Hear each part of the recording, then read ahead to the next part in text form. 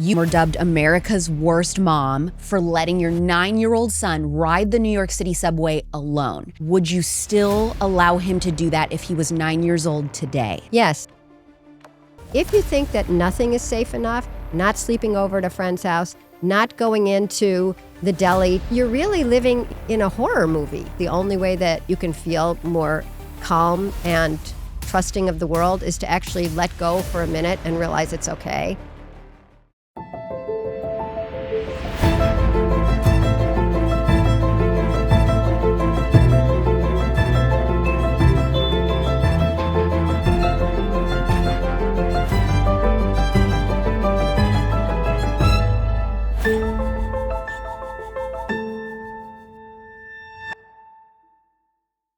Would you let your 9-year-old ride the New York City subway alone? Most parents would say no way, but Lenore Skenazy said yes and sparked a global conversation. Dubbed America's worst mom after her bold experiment, Lenore turned the criticism into a movement with her groundbreaking book, Free Range Kids, and her nonprofit, Let Grow, empowering parents to give their kids the independence that they need to thrive. As a journalist, speaker, and leading voice on childhood autonomy, she's been featured everywhere from the New York Times to The Daily Show, challenging us to rethink how fear shapes modern parenting. Today, we dive into her journey, her practical advice, and why letting go might just be the key to raising confident, capable kids. Watch this episode on the Culture Apothecary Spotify or Real Alex Clark on YouTube, which you should subscribe to, by the way, because occasionally I'm posting vlogs from my life and travels that give you more of a sneak peek into my day-to-day beyond just Culture Apothecary. Another place that happens, my Instagram at Real Alex Clark. You can also find the show for additional content at Culture Apothecary. This show is free.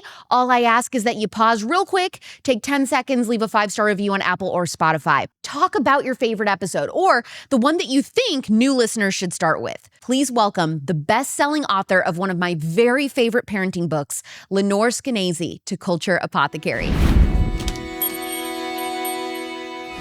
Is childhood independence at risk for extinction in America? Extinction? Maybe last gasps, yeah. Last gasps. Yeah. How do you think we got here? You have to start by looking at the media, which knows that if it bleeds, it leads. We all know that, right? And as the media became more intense, in the 80s, we got cable television. Then obviously along came the internet. And stories that happen once, anywhere, anytime that are horrible get repeated over and over again. And it starts to feel as if it's happening all the time. And so part of it is the media. Part of it is a litigious society. You start thinking like a lawyer. Is this fair? Is this going to hold up in court? Is this safe enough? Experts are always telling you you're doing it wrong. I hope I'm not an expert. I hope I'm just like a normal person sent down from another era to talk to Alex. And you have a marketplace, which I'm happy I live in a capitalist country, but there's no dollar easier to get from any human being than the dollar of a parent that you worried that something terrible could happen to your kid and said, but wait, I have a cure or I have a way of preventing that. But I think the overarching sort of meta problem is that we really think we can control everything. We can control everything that our kids are exposed to, see, hear, read, eat, lick, notice, and that we can control the outcomes if we just pay more attention, if we just watch every single thing they do.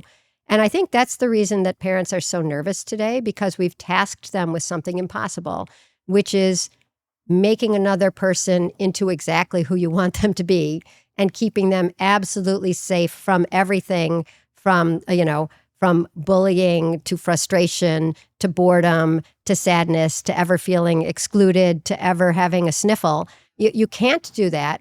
But because the promise is that you can if you do this or work on this or buy this, then you start feeling like anytime anything bad happens to your kid, it's your fault. And that makes you terrified. You are the queen of the free parenting movement. Yeah. What does that really mean in practice? In practice, it means that people think I'm much more wild than I am. I wish they knew that I always say I'm part helicopter on my mom's side because I worry just like everyone else. The one thing I don't worry about, I guess, is strangers.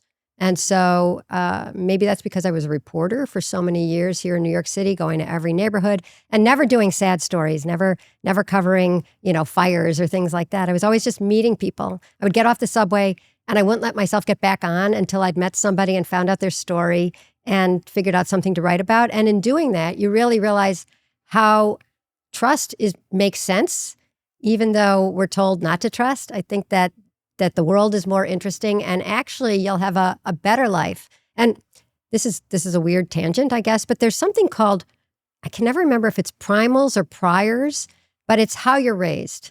And people think that if you're raising kids to tell them, look, it's a tough world out there, you got to watch out for yourself, don't be a patsy, everyone's out to get you.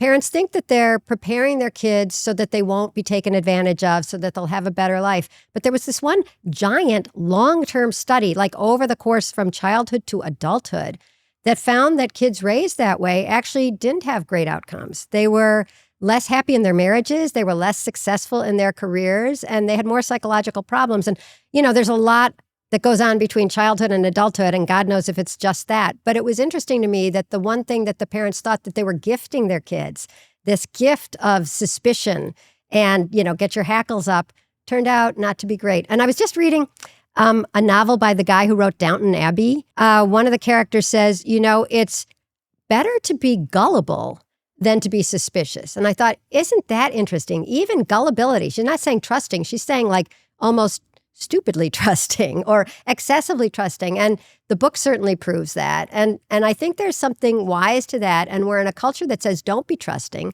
Don't trust your kid. Don't trust your neighborhood. Don't trust the Uber driver. Pick up your kid from the bus stop every day. You can't trust your neighbors on that 3-block walk home. And I'd say that there's something life-giving about trust. That is a very hard concept for a lot of parents today, I think, to find agreeable. I know.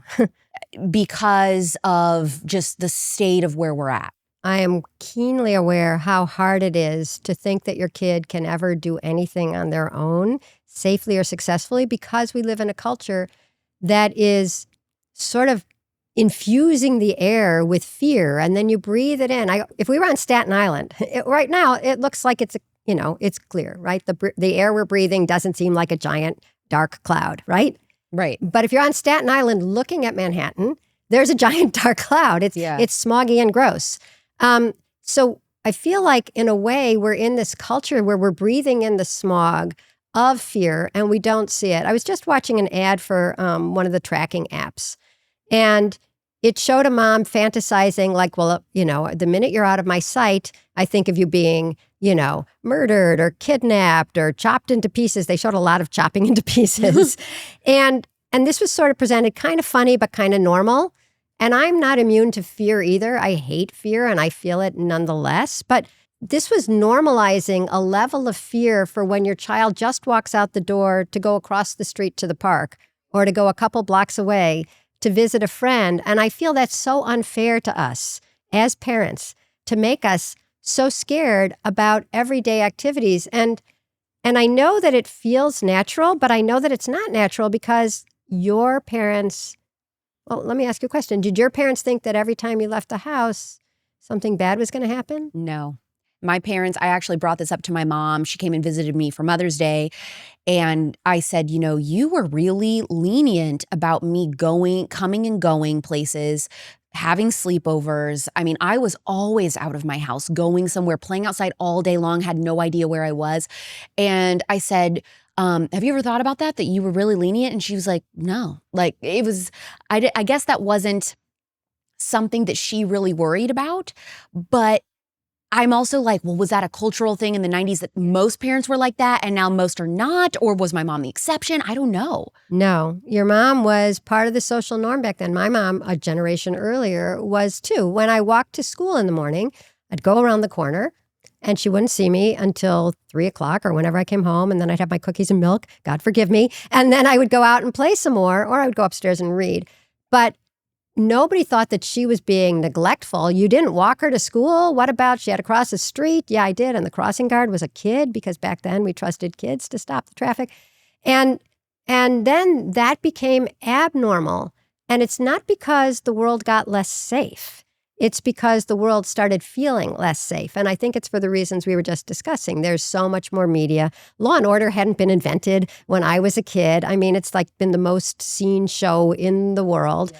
When I was growing up, there wasn't cable television. That's how long ago it was. Once you had cable TV, then you had the 24-hour news cycle, which hadn't been possible until then.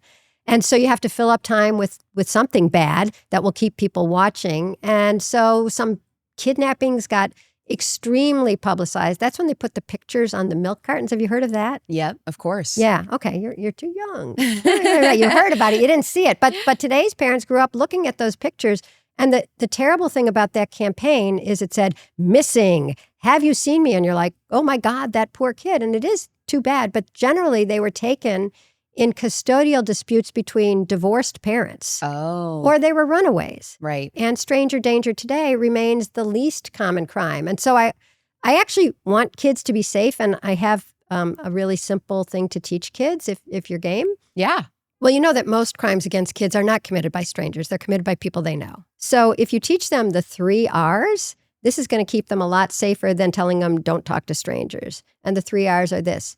Recognize no one can touch you where your bathing suit covers. You can teach this to very little kids. It's like teaching them stop, drop, and roll for a fire. So no one can touch you where your bathing suit covers. Resist. Run, kick, scream. You don't have to be nice to adults. You don't have to be nice to anyone. If they're bothering you, you just get away. Make them feel it. And then the 3rd R, so that's resist. And the 3rd R is report. Tell me. Even if someone says this is a secret or I'm going to hurt somebody, nobody will get hurt. I won't be mad at you. Just come and tell me. So you're removing the molester's favorite friend, which is secrecy, and you're making it much more likely that they will be safe than telling them don't talk to strangers. Instead of telling kids don't talk to strangers, what I learned when I was writing my book, I didn't come up with this idea, is tell kids you can talk to anyone. You cannot go off with anyone.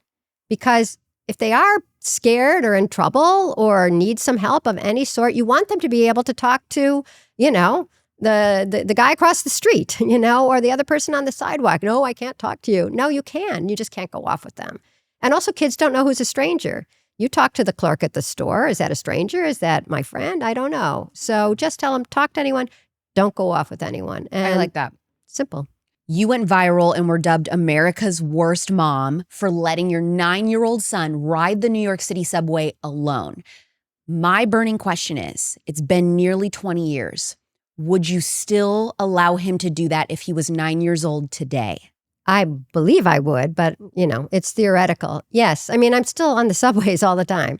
You gave me an Uber to come here, but I was thinking I would have taken the subway. And they're not pretty, but they are safe. So I think for my audience that is largely unfamiliar with New York City life, we see the stories of people being pushed into the subway tracks, of the woman catching on fire, of the rampant crime, the stabbings, the harassment, naked people, all of it. And we're like, how in the world could you allow a small child in that environment without any adult protection? And what's your response? Well, I think there is a lot of adult protection of kids on the subway because there's a lot of people like me on the subway. Most people are not naked and on fire on the subway or stabbing people.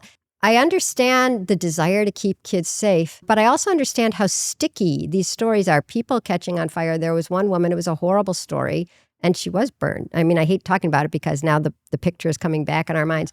So I'm going to talk about the way our minds work like Google, and then there's something else I wanted to say, and hopefully I'll remember what it was. But the mind working like Google is this, which is that if I asked Google, is there a great where's the best Mexican food around here? Up would come, Los Tacos and Los Burritos, all these restaurants ranked. And this would be very interesting and important information for me and useful. If I ask my mind, is the New York City subway safe? And up comes person on tracks and person stabbed to death and person on fire. And these are stories that have been gathered over the course of 45 years.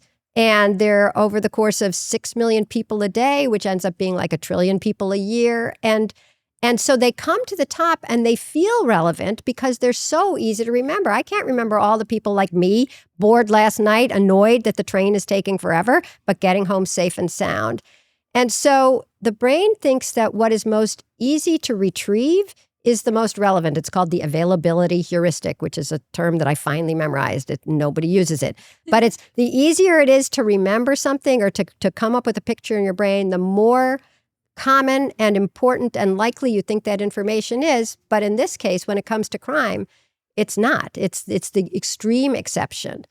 And so I'm so concerned about my kids living and being safe and hopefully surviving me. And yet I let my kids do things in the world because I think I have this sort of rational brain that goes, well, something bad could happen. But if I drove my kids, I mean, that's the number one way kids die is as car passengers. And nobody ever says, Lenore, I heard you drove your child to the dentist. We'll be talking about that. You know what? That's a very valid point. Right?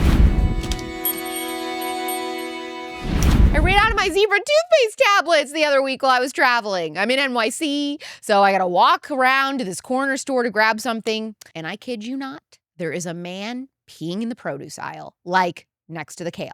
Moral of the story, stay stocked on Zebra so you never find yourself scavenging for backup oral care at a store where that can happen. Zebra makes toothpaste tablets that are clean, effective, and easy to use. Just chew, brush, and go. They're fluoride-free and hydroxyapatite-free by design because you shouldn't need questionable ingredients for a fresh, foamy clean. Now, hydroxyapatite, just to give you a little refresher, you can go back and listen to my Zebra interview that I did with them last October. Hydroxyapatite.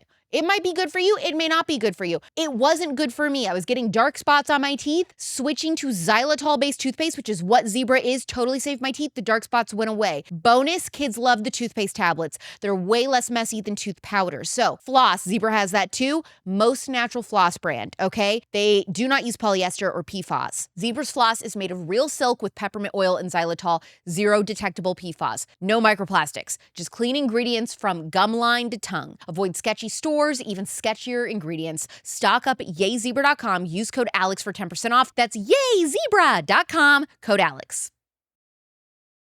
Are you a teacher, school administrator, or parent who wants education to be about more than just facts? If you want students to grow mentally, emotionally, and spiritually, ready to face life with wisdom and courage, then don't miss Turning Point Academy's Educators Summit. That's July 10th through 13th in Tampa, Florida. Leaders like Charlie Kirk, Dr. Ben Carson, Congresswoman Mary Miller are going to join us to rethink education and inspire real change. This is more than just a conference. It is a movement, and registration is actually free to attend. So if you want to go, you just have to sign up at turningpointacademy.com/ed summit, turningpointacademy.com/ed summit, and help us raise the next generation of bold leaders.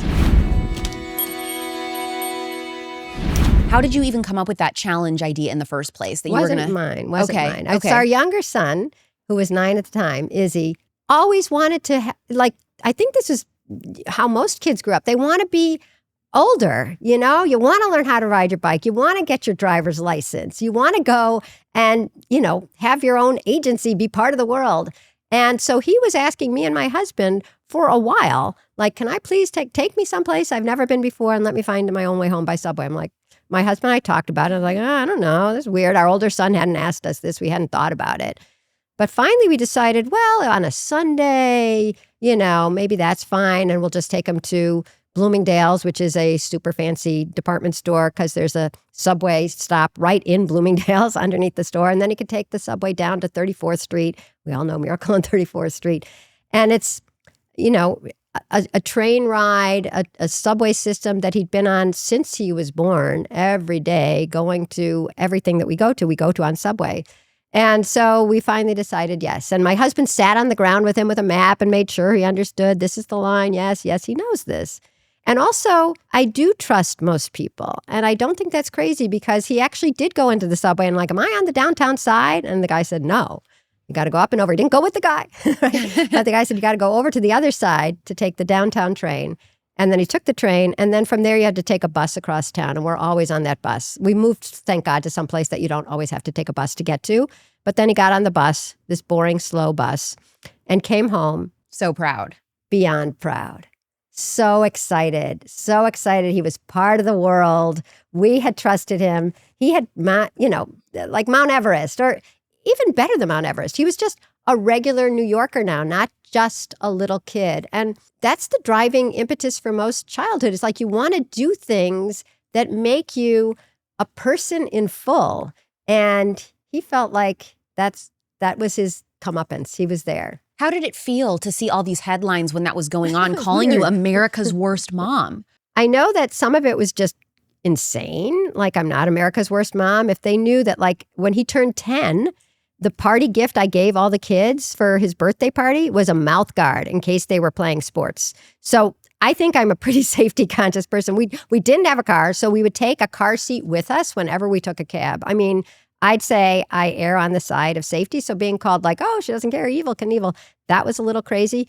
But I did have a minor breakdown at one point because I worried about jinxing things or fate or God saying, ha ha, you thought your son was going to be safe. I just worried, like, the minute you say, I think my son is going to be fine, it's like asking for lightning to strike. Yeah.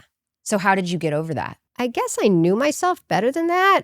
That I am a mom who loves her children and wants them to be safe. And also, as much as there were people against me, the first comment on my blog that I started, the Free Range Kids blog, was, and I thought, okay, we know what we're dealing with.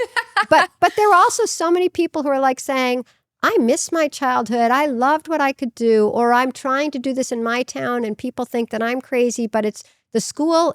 I went to that school when I was a kid and we live in the same house that I lived in, and now I can't let my kid walk there.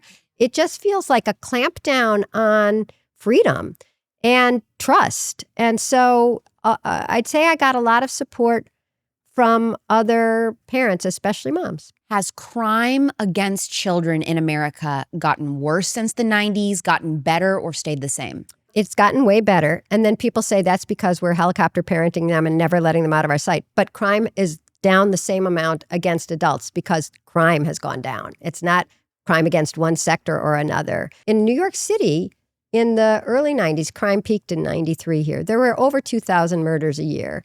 And now I think there's about 200 to 300 out of a city of 8 million. And generally, it's not random crime. I mean, it's sad. It's still sad, but it is generally like, terrible neighborhoods and gangs. At what age do you think free-range parenting should ideally start? I don't know. What do you think? I think 5. You do? Good for you. Oh, my God. And this is where we get into the nitty-gritty. The reason you're here is because my head was put on a stake by some in my audience. And yet here it is attached. And that was because I posed a question to them one day. I was thinking about a lot of things. One, I was asking them, would you allow your child to have a sleepover? Almost like 98% of my audience, no sleepovers ever. Doesn't even matter if it's a grandparent, nothing. Their kids, no one is allowing sleepovers. It's basically extinct.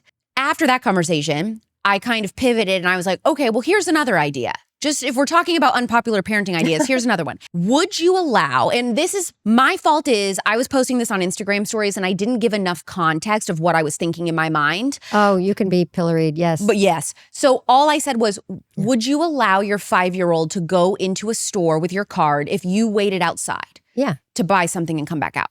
And they were like, no way. And I guess everybody was kind of assuming that I meant like a huge big box store, like a Walmart or something. And I just was thinking like the local grocery. Yes, like a little or like Dunkin' Donuts. Yes, your Dunkin' Donuts, your deli, your Chick-fil-A, like something smaller where it's like you go there every day. They know, like they've been there a million times. Yeah, going to the barber. I'm here for my appointment. Something to just like test independence. And I'd said the age 5 years old. People, you would not believe. I mean, people thought I was saying like, send your 5-year-old off to Europe alone. Like, and they were saying if I saw a child, even 7, 8, 9, going into a Chick-fil-A to buy a smoothie or something, a milkshake while the parent was outside, I would call CPS. I mean, this was like all over. And they were like, Alex, this is outrageous. There is no 5-year-old that would be ready for this. And I was like thinking, I am sorry, but I completely disagree. And Mike Lanza, I asked him this question, and we talked about this a little bit in his episode. And I said this, and he was like, well, every kid is different. I was like, exactly. Some 5-year-olds I know, absolutely no way do I think that they would be ready to go into a store and purchase a banana and come out. Some 5-year-olds I know could run circles around that. They'd be like, give me the whole grocery list. Some 7-year-olds I know couldn't do it. Some 9-year-olds I know couldn't do it. It totally depends on the kid. And I'm just assuming, sue me, that a parent knows their own kid well enough to say like, yes, I could see some 5-year-olds could do this, some couldn't. Just like some 5-year-olds can read, some can't. You have to forgive me. Oh Oh, my God, how amazing are you? How amazing. How thank you. amazing. Oh Thank my you. God. Yeah. Wow. So that's so cute. So anyway, they were so Yeah. irate and people were like, I'm unfollowing you, whatever. Unfound. And I'm just like, I don't understand this. I feel like I'm seeing childhood totally slip through the cracks, and it's devastating to me as somebody whose parents were very much go outside and play, ride your bike around the neighborhood, know your neighbors. I'm going to drop you off at people's houses, have play dates, whatever. Now they knew the people, but I'm just seeing stuff so extreme. I'm seeing people taking their kids to the park. Their kids cannot even play in the park without their parent right next to them. They can't even go sit on the bench where you have sight of your kid. I mean, it's just out of control. And so I had made the comment, I was like, okay, the fact that everybody's so up in arms about this, I said, if this is how we're going to parent kids like this, just hanging on for dear life so tightly, the kids are cooked. Now I said this and they were like, that is the most offensive thing you could have said. Maybe it was a little insensitive. I don't know. That's fine. Maybe I could have said it nicer, but I just mean we have to take a step back and take a break. And everyone's response, Lenore, was human trafficking. My kid, even going into a store to buy something, they're going to get trafficked. And I would never allow a sleepover because everyone's going to be sexually abused, or my kid is going to see something on a screen that I don't want them to see. All valid things. I'm the same way. When I say that I'm pro sleepover, which is highly controversial now with this generation, I say I'm pro sleepover. My caveats are, I want my husband and I to know this family like the back of our hand. We're very close with them. We do things together as our families all the time. I wouldn't just say anyone, I'll drop you off at their house. But people that we are very close to, that we align with in all the different things, and so maybe this is a close family from church or what have you. It's like, we know these people. That's who I would allow a sleepover with. Now, that's my whole tirade. I love it. I can't wait to repost this everywhere. It's so beautiful to hear this from somebody young. Thanks. And somebody who isn't me. Thanks. It's so great. I mean, what you're really asking for people to do is to recognize that kids are part of the world. And I remember a long time ago, somebody had written to my site, she'd been castigated, as you were, because she let her 4-year-old wait in the children's room of her local library while she went upstairs to get a book. It took less than 3 minutes. And she had written something about it. Somehow it was public knowledge. And everybody was screaming at her and saying, I wouldn't leave my kid for 30 seconds, much less 3 minutes. And it's like, well, so do you think that the librarian was going to get out her machete? Was somebody going to climb through the window? Right. Was there a chalice of poison that they were just waiting? I hope the mom leaves. And they knew that the mom would leave, so they'd gotten the chalice ready. I mean, it's a level of fear that is difficult to live with, because it means that your child is in danger from everyone and everything all the time. And that's why I get mad at this pollution. I don't think that this generation of parents is crazy, or that individual parents are harpy helicopters and I hate them. It's not that at all. It's that for all of a generation, for almost 98% of your listeners, viewers, to think that no child is ever safe sleeping over at a friend's house is a terrible way. It's a burden on the parents, because it means that I guess I have to be with my child every second, or lock them in their room, or follow them, or track them, or stand next to them. And one of my theories about how did we get to this point is it's a little bit undermining women, right? Because it's generally the mom who is tasked with keeping the kids safe and being with them all the time. And that means that rather than having any free time or doing well at her job, all these schools that make the kid not get off the bus unless there's somebody there waiting to walk them home, that's the mom who then has to be at a job that ends at 3. So she can stand out there in the freezing cold of, an Indiana winter and wait for the bus that's slightly late so that she can walk the kid home 3 houses. That is safe. I mean, if that's not safe, nothing is safe. And that's what I think is interesting when you asked, is childhood independence cooked? If you think that nothing is safe enough, not sleeping over at a friend's house, not going into the deli to get a Twinkie, I know you probably don't think the Twinkie is good, to get a Kind Bar, Good correction, There Lenore. you go, right, cut.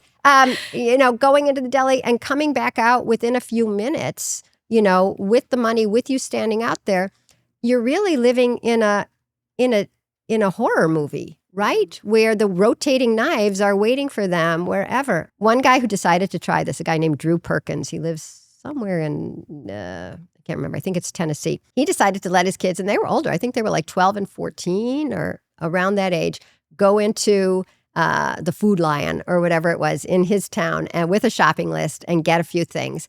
And he was so scared, even after talking to me, right? He was so scared that he parked the car in the fire lane because that way he could see the entrance and the food dock, the dock where the food would be. And then along came a policeman saying, like, you're in the fire lane.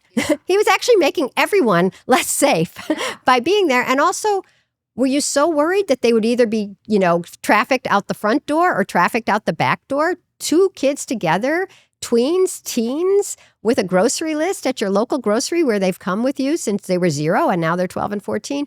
It is so hard to recognize that things are pretty safe. And so after he did that, his kids were so excited. They had a fantastic time and they wanted to do it again. And then it got looser because then reality takes the place of the fear. The fear is taking up most of our brains now because we've been told that that's wise and that's kind and that's necessary. And then you start realizing actually it's wise and kind and necessary to give them a little free range to let grow, as my organization is called now. And you breathe easier. And the sad fact about what is happening to kids today is we all know that there's this childhood and adolescent mental health crisis, right? You've read about this, right? That children's anxiety and depression are sky high. And it's really sad. I mean, when you actually look at the numbers, they are depressing themselves. But Peter Gray, who's one of the co-founders with me of Let Grow, did a study. He's a professor of psychology at Boston College. And he did a study that went back decades, not just since COVID and not just since the iPhone, but decades. And he found that over the decades, as children's independence and free play and your kind of childhood went down, their anxiety and depression and self-harm exactly went up. That's exactly right. Because their world is living on this algorithm that's making them more stressed out and anxious. They have no community. They have no socialization outside of the internet. Lonely, yeah. It's sad. Yeah. So what are your practical steps? Let's say, what would be practical free-range parenting baby steps to take with a toddler versus elementary school versus middle school, for example? Toddlers are little and they don't know enough and you got to watch them. Yeah. Right? Okay. By the time your kid is in kindergarten, first grade, so Let Grow is the nonprofit that grew out of free-range kids. And our goal is to make it easy, normal, and legal for kids to have some independence again and to grow up kind of, healthy and confident. Jonathan Haidt is one of the other co-founders with me, and he wrote The Anxious Generation. And he is always saying that a collective problem, which is that nobody thinks that anything is safe enough for their kids to do anymore, needs a collective solution, everybody loosening the reins just a little together so that you don't feel like the oddball, you're not the nut, people aren't hating on you. And so what we have is 2 free programs, everything we do is free, for schools. And one is called the Let Grow Experience. And that's, kids get this, I'd say, extremely simple homework assignment, everyone from K through 12, and it says, go home and do something new on your own with your parents' permission, but without your parents. And then we have a list of things. And you can do some of the things in the home. You can bake and take the cookies out of the oven yourself. You can walk the dog. You can climb a tree. You can go to the store. You can get that Chick-fil-A milkshake that I am now longing for because you mentioned it. And because everyone's doing it and the kids are sort of comparing notes and the teacher is encouraging it and the parents are comparing notes and often posting like, look, my kid made dinner. Look, my kid got us the juice. I mean, it's so easy to start feeling extremely different. And I say that because I've watched it happen. Nervous parents. I once did it with a couple. I supervised them doing this in Queens where I live. And the dad had grown up completely free range in New Mexico. Him and his twin brother had been riding bareback horses in the gullies. I don't even know what a gully is. At age 10, he waxed fond about the gullies. And he wouldn't let his 12-year-old walk home the few blocks from school. And he was always so nervous. He would either get them or the wife would get them. And so when I came there, I said, well, you remember your childhood a lot. Yes. Did you like it? Loved it. Do you think it made you who you are? Yes, for sure. Made me confident enough to move to New York and start a business and raise a family. I'm like, but you're treating your 12-year-old like, he's not riding bareback through whatever gullies are. And he said, that's true. So what they decided to do for their Let Grow experience was to let the kids walk to the little grocery that was about 3 blocks from home, which involved crossing some streets. The cameraman followed them part of the way. And you see the kids holding hands with each other and looking, because a good parent teaches their kids to look both ways before crossing the street. And then they're out of sight. And the parents are on the porch like this, on the steps in front of their house. Gritting their teeth. Gritting their teeth for a while. And then after a while, you can't grit anymore. And you're just like, okay, but then like, is that them? Yes, it's them. And the kids were walking. Then the kids start running. Look, we got the cranberry juice. That's what they wanted to get, the cranberry juice. And then they got the cranberry juice. And the parents were proud. And we drank the cranberry juice. And we toasted this wonderful day. And what was neat is that 6 months later, I needed somebody that I could talk to about, like, does this thing work? So I went back to the family and found out that now the son on his way home stops at the park and plays baseball with his friends. And the daughter walks home. And that the dad had gone home, the family had gone home to New Mexico where his nephew was a pastor.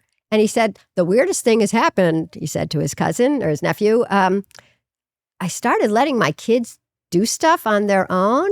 And the pastor said something that I just loved. He said, I'm not surprised because you've always been a man who had faith in God, and now you have faith in your children. And I thought that was so great. Yeah. Because it really is faith. And what's being leached out of us is faith in anything other than us. We're not even allowed to trust God or the odds or life. You're only allowed to trust yourself with your kid all the time. And that strikes me as kind of, it's not that it's atheistic, but it's a big burden on you if you think that you are God, right? And that you have to know absolutely everything your kid is doing and be with them and omniscient about their lives. Wow. And you're not omnipotent. So it's this burden of feeling like you must be God. And if anything, God forbid, does go wrong. So you say, God forbid. But if anything does go wrong, you're going to be blamed, which is also unfair. Because somebody once wrote to me with the best saying, which is the vast number of times that anything bad happens to a kid, it's bad luck, not bad parenting. But we like to think of it as bad parenting because we don't want to have to do with it. We want to say, like, if I just watch my kid every single second, everything they do, see, eat, wear, every place they go, every overnight that I never let them go on, then they'll be fine. And if something bad happened to your kid, well, I guess you didn't really care. You slacked off, Mom. And it's like, where's the grace? Periods are already enough of a hassle without wondering what's actually in the products we're using. I had no idea how much of a difference switching to 100% organic cotton tampons could make until I did. So many women, including myself, have noticed lighter cramps, less irritation, and overall more comfortable periods just from ditching the chemical-filled junk and going organic. That's why I love Garnu. Garnu makes only 100% organic cotton tampons, pads, and even menstrual cups. No chlorine bleach, no heavy metals like lead or arsenic, no forever chemicals, dyes, or fake fragrance. Just ultra clean, certified organic cotton in a compact, eco-friendly sugarcane applicator. They even added light tampons in Super Plus, so every girl is covered. And get this, when you join Garnu, you're not just taking care of your body, you're standing up for girls and women across the globe. They fight human trafficking in places like Nepal and Brazil. Every purchase supports freedom, dignity, and opportunity for girls who need it most. And yes, Garnu is boldly pro-women, defending our sports, our spaces, and our rights to privacy. Go to Garnu.com, use code ALEX for 15% off your first one-time or subscription purchase. That's GARNUU.com, code ALEX for 15% off.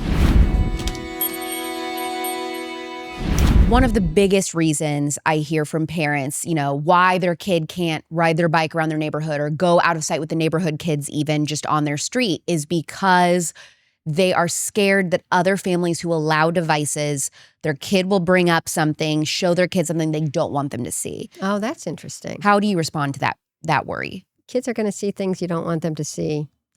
It's a sad fact. The world is filled with things, and some are bad and some are good. And so if you don't want them to be part of the world, then you've taken them out of the world. And that seems pretty dramatic. And I think a lot of this is they do not want their child too young to see pornography. I don't want them either. Yeah. Right. And so that's what they're scared about is because you can't control how other families deal with screens if it's, Right.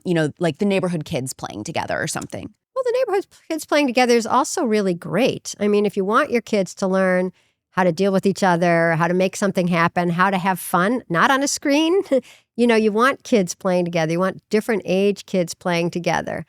One lady, all my ideas are not mine. People send them to me, as you can tell, because I keep saying one lady said, one mom told me. But one mom told me a great idea. She created something she calls friendship camp. And that is that there's four other families in the neighborhood where her kid is friends with their kids and the parents are sort of friends too. And those are 4 families whose door you can always knock on. And if the kid is home and doesn't have a piano lesson and is done with homework, your kid is allowed in. And if those kids come to your house and you're not in the middle of dinner or whatever, you just let them in. So if there are some families that and believe have your same values, make a pact with them. Let's have a friendship camp. And at least your kids have some mobility and some spontaneity because you're not creating every play date. You're saying, well, go and see if, those kids are around. I like that suggestion. I also often hear, I'm okay with this free range parenting thing. I like Lenore's ideas. I like Alex's ideas, but I live X, Y, and Z, fill in the blank. I live rural in the country, so this is impossible for me. I live in a big city. This is impossible for me. And so, I guess my question is, are there geographical areas where free range parenting is impossible? Maybe, but I haven't heard of them per se. There are places where people are so far from their neighbors, but that doesn't mean your kids can't play with each other outside. Or one of the other, so the 2 things that Let Grow recommends, which I do think are the easiest ways to make childhood a little different, is that Let Grow experience where kids do something new on their own. And if you're in the rural area, you climb a tree. And if you're in a neighborhood, like mine, you take a bus, right? Or you go to the bodega. But the other thing is to keep the schools open after school for mixed age, no phones, free play. Because you got all the kids there already, right? And if they go home, they'll either be on a phone or they'll be in an organized activity, which can be fun, but it's not the kids, negotiating what they're going to play, and that's not fair, and making the decisions and all the interpersonal skills that come naturally with free play, right? So you have cardboard boxes out there. You tell everybody, bring the junk from home, bring some cans, bring some old, I guess you can't bring old tires. That's kind of hard. Bring an old suitcase, right? Bring a wig, just some fun stuff to play with and some balls and some chalk. And I just heard of kids doing this in high school for a week last week because it was like the teacher who suggested it thought, well, they're not going to know how to play. They're old and they've grown up, going to soccer and Mandarin every day after school. And they had a ball. And she was so smart. She did a study before and after, like, tell me your stress levels, tell me your loneliness levels, and how many friends you have. And of course, their stress plummeted. And of course, their loneliness plummeted. And they made new friends because it was different age kids. And it's what kids are programmed for. It's all mammals are programmed to play. And the play drive in kids is so strong that they know how to do it even when they've been deprived of a lot of play, even when all their play has been supervised and structured until then. And the play drive was put into kids so they would learn how to deal with each other, how to do the problem. Oh no, the ball went over the fence. Now what? Well, let's play with a can, or I'll hold you up and you go over the fence. I mean, problem solving is really fun. And when we're with our kids, we solve their problems. So like in New York City, which is where you live, for example, they have these playgrounds like right in the middle of the city. Would you, if you had younger kids today, be like, if you were really close, walk down there and play at the park by yourself and come back? Yeah, but playing alone, as I said, is boring. So it would generally be with a friend, to take a basketball or go to take a basketball and see who's there and play with them. Some argue that the laws and the culture in America today wouldn't allow for somebody to be a free range parent, even if they wanted to try. Like that they're too nervous. CPS will be called on them. I understand that, yeah. What do you say to that? Most states are pretty ambiguous when it comes to what is neglect and what isn't. And they often say something in the law that says parents must provide proper supervision. Well, what we think is proper supervision and what somebody else thinks is proper supervision is often different. So we like a law that makes it a little narrower and says neglect is when you put your kid in obvious and serious danger. the 3-year-old outside on the highway at night, something that everybody would agree, this is just dumb. Leaving your kids for a weekend and you go to the casino and there's, heroin in the house. That's neglect. And so we call this the Reasonable Childhood Independence Law. And it helps the free range, let grow parents, but it also helps parents in poverty. Because sometimes you have a single mom, she's working 2 jobs. She knows her kid is going to be fine coming home with a latchkey, the old-fashioned latchkey, and being home from 3 to 5 because the mom's working her second shift. So little teeny tiny hour increments like that, being left home alone. My parents started letting me do that at 9. Okay. Yeah. And I was also at 9 years old allowed to the house right next door while my parents were home, allowed to babysit 2 2-year-old twins while the parents went to a quick dinner. Now, my parents were right there if I needed help or anything, but I had been around babies. I loved helping them. I was reading all about babysitting and taking care even at 9. And so that was so special to me to get to take care of kids. So I'll just say that we've passed that law in 9 states so far, and we have two are about to be signed. By the time this airs, it will also probably be the law now in Florida and Missouri, but it's another 9 states. If you go to letgrow.org and you click on laws, you can see if your state has passed one of them yet. And you guys were working on this. Didn't this happen? Some parent got CPS called on her in Georgia or something very recently. Yeah. So and the law just passed. You guys helped. No, we don't help. We just publicized the case. I was the first person to write about this case. A mom was taking another one of her kids to the doctor, and her 10-year-old was supposed to stay home with grandpa, and he didn't. He decided to walk to town because he's a person, not a thing, and not kids.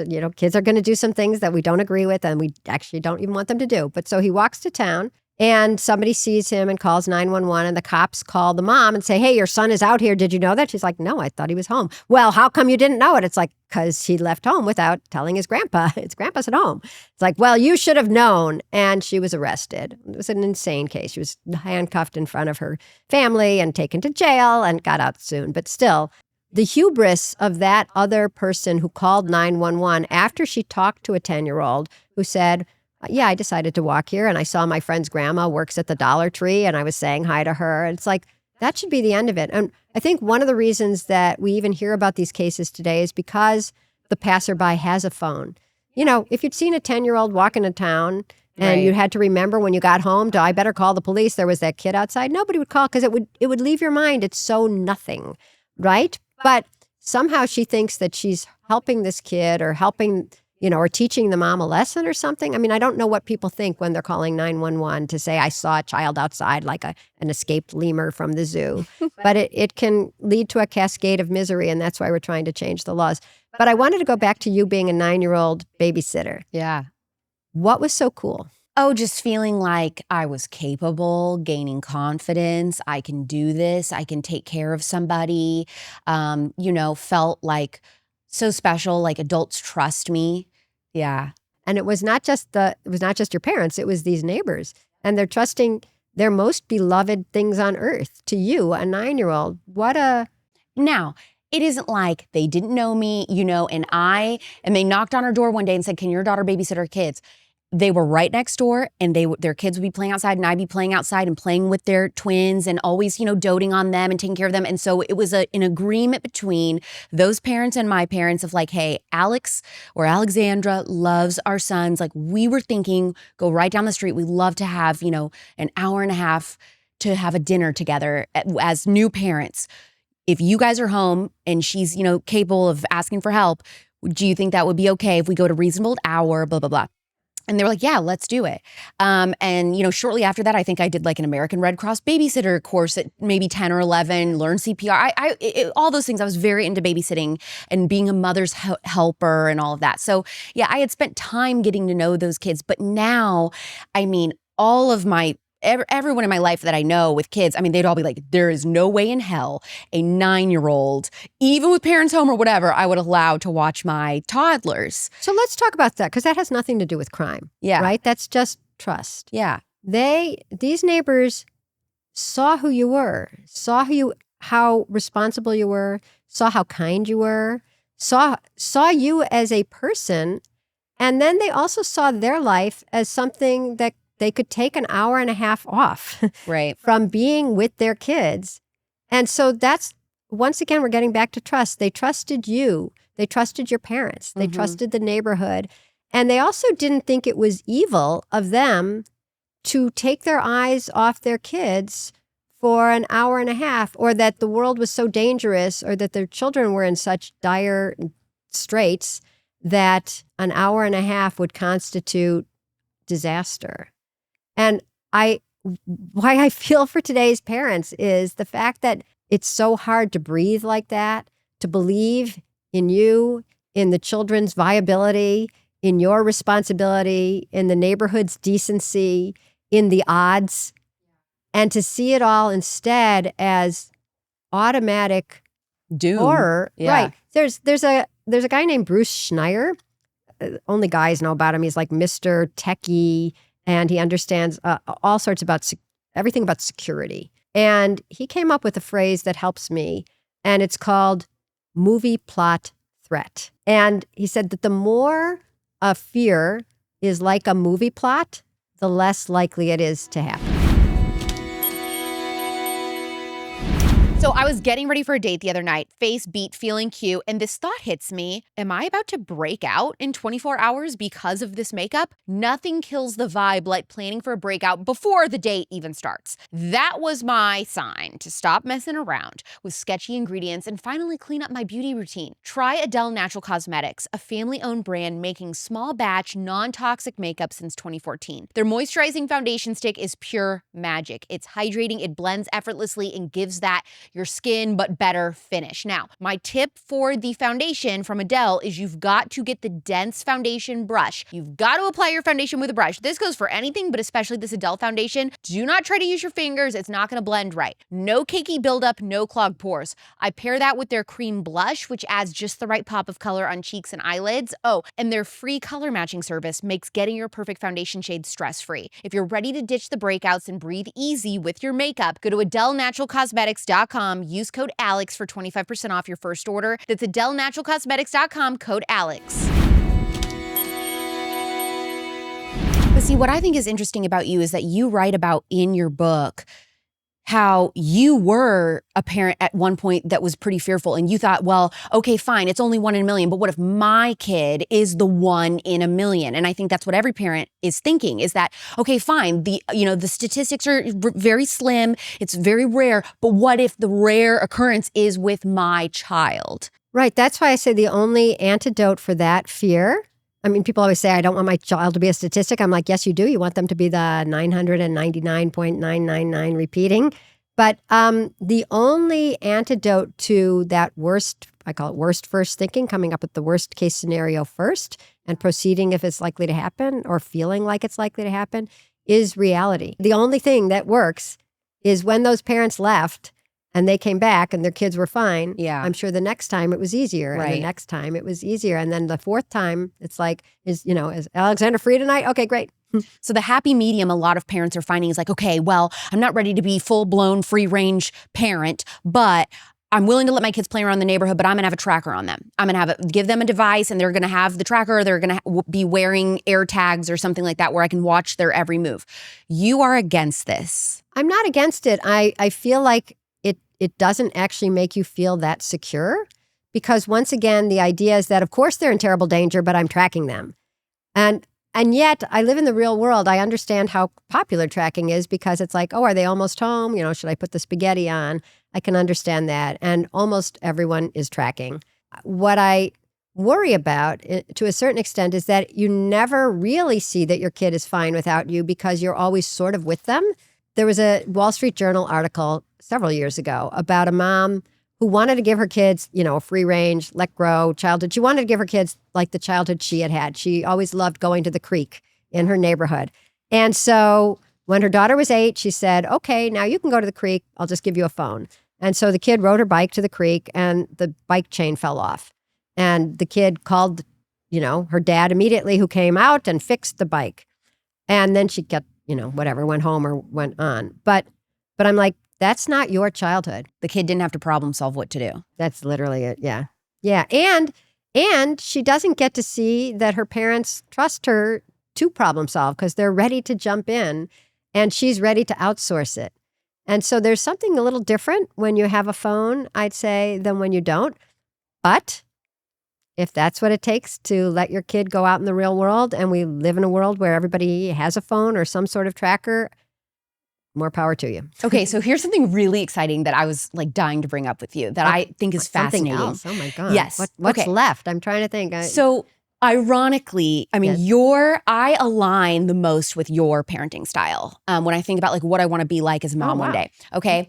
But ironically, one of my other favorite parenting books is Battle Hymn of the Tiger Mother by Amy Chua. We love each other. Okay, this is what I want to get at. Right, yes. This is fascinating to me. So the polar opposite of you is tiger parenting. She's not totally the opposite. I'll tell you where I wanted to know intersect. Yeah. How does a tiger parent endorse on the cover of your book for free range parenting, I love Lenore, and you guys actually have something in common? What is that? We think that kids are way more capable than our culture gives them credit for. She thinks that they're ready to go to Carnegie Hall. She was right. Her kid ended up at Carnegie Hall. I think they're ready to take the subway. I'm right. My kid was ready to take the subway. And then we go different ways. I mean, she really wanted to cultivate certain skills in her children. And I feel more like there's a phrase of another book that I think you'd love. The title of it is called The Gardener and the Carpenter. Ooh, tell me about it. So it's a woman named Alison Gopnik. She's a professor at Berkeley of like neuroscience. And her two sort of ideas for what parents can be is there's a carpenter. And how is a carpenter different from a gardener?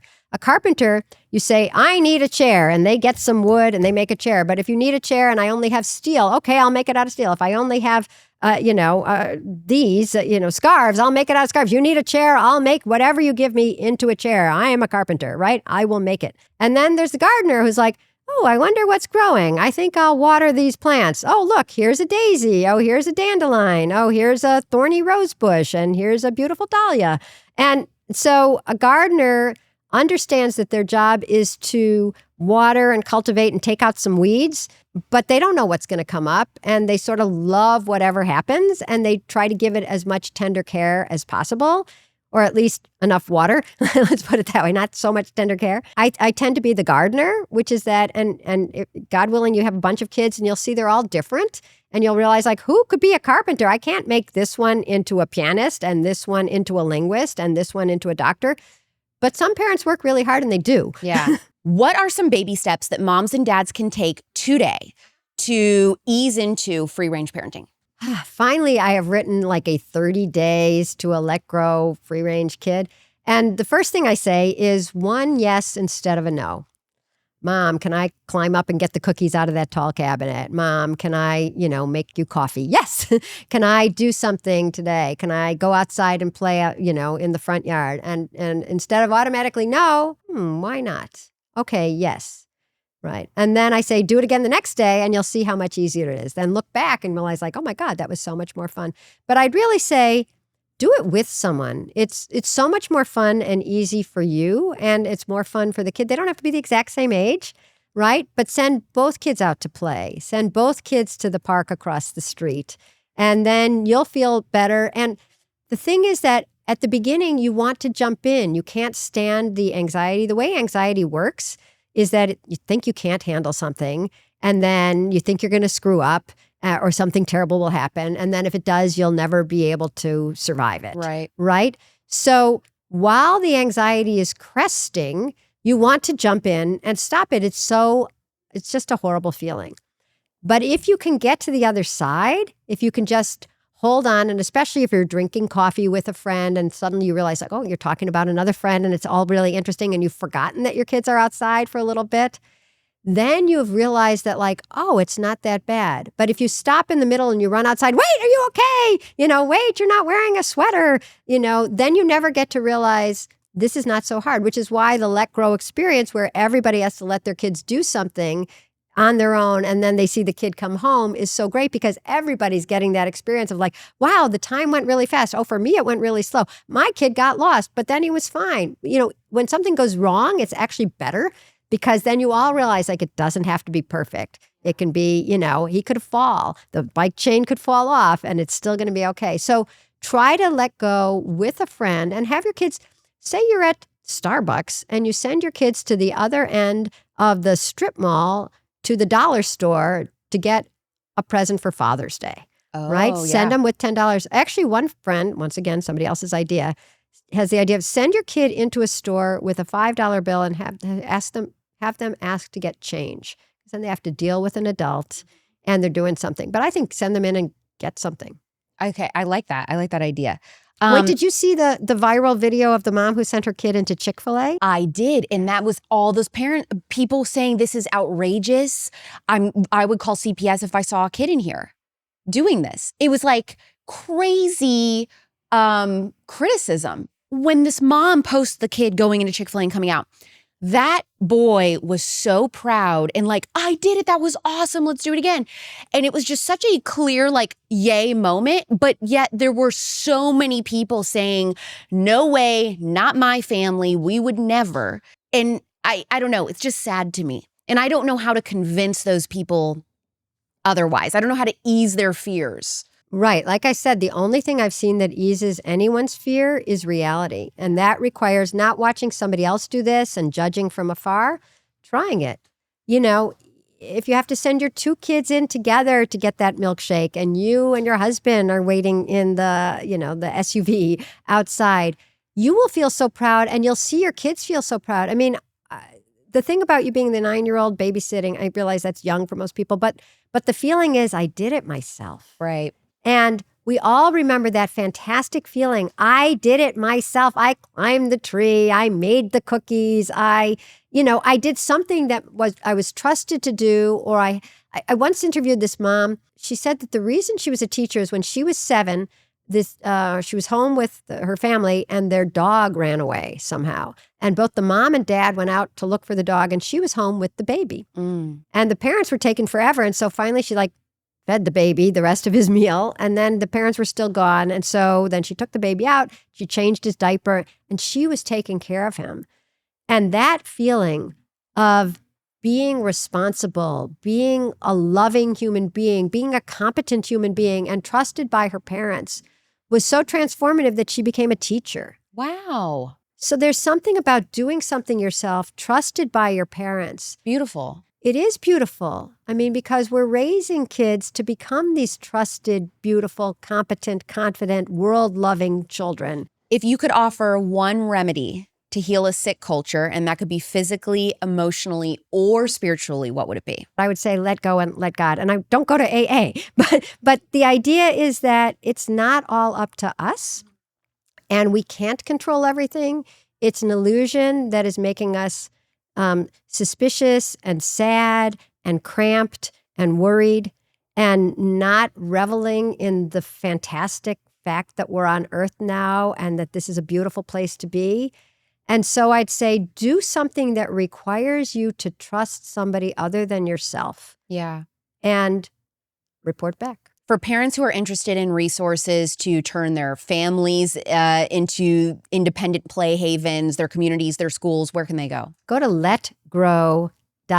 And it's not let it go. It's not let it grow. It's not let them grow. It's just let grow. It's the worst name possible. Everybody gets it wrong, but it's letgrow.org. And we have everything's free resources for parents, for schools. State laws. State laws. We have a little card your kids can carry that says, I'm not lost or neglected. You can call my parents if you're worried about me. Cute. There's just a lot of cute stuff there. There's crime statistics that I glean from the FBI, not from the darkness of my mind. You know, I'm behind all these parents and I wish them everything good. Yeah, I know you do. I know you do.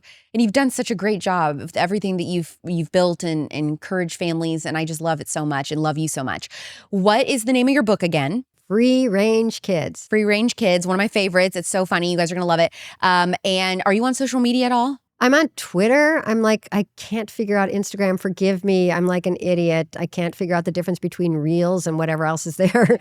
But Twitter, I'm at letgrow.org and Free Range Kids. On Facebook, we have a really nice group called Raising Independent Kids. You'd think we would keep one name. I'm in that group. Are you? Yes. Oh, that's great. So because I think really it's nice. encouraging reading, because everybody thinks I'm in a bubble and that since I don't have kids, I couldn't possibly know what I want to do and I'm going to change my mind and all these things. Yeah. And I mean, I'm in your group and I'm reading every day all of the positive, encouraging, look what my kid did, look what my kid did, look what we did. And it's great. The kind of thing, it's like, is it okay if I send my 7-year-old, down the block to her friend's house? And the people say, at first it's hard, but you could walk with her. And then the next time you walk halfway. So it's a lot of encouragement. And then there's people saying, I want my kid to go outside and he won't get off the couch. And so it's really people who want to be brave and who want their kids to be engaged. Yes. That's like it. And what's the group called again? It's called Raising Independent Kids. Perfect. Yeah. Lenore, it was an honor. No, same. Thank you for same. coming on Culture Yeah. Apothecary. It's been seriously years in the making. I mean, I read your book a couple years ago and loved it and was like, we have to get her on. Eventually, like the stars will align. I'll be in New York. Let's do it. So thank you so much. Thank you. And thank you for babysitting at age 9. And thank you for thinking that a 5-year-old could go in and buy a Kind bar. I've got like a top 3, top 5 favorite parenting book list, and Lenore's book has consistently been one of my favorites. It is so unbelievably funny. And I think that really helps because this topic can be pretty sensitive. It can be pretty controversial for parents. And if you are on the fence about, I don't know if I should read this book, I don't want to feel like I'm being attacked, you should, because it is so unbelievably good-humored and practical. And she really breaks it down. Even if you don't want to go full free-range parent, she gives you some baby steps to make little changes to at least kind of give some independence that you're comfortable with when it comes to your own kids and your family. Subscribe to Culture Apothecary anywhere you get your podcasts. We have new episodes coming out every Monday and Thursday night at 9 p.m. Eastern, 6 p.m. Pacific. I've got new expert guests every single episode, and they're bringing their own unique remedy to heal a sick culture. Please leave a 5-star review. Follow us on Instagram at Culture Apothecary or me at Real Alex Clark. This is Culture Apothecary.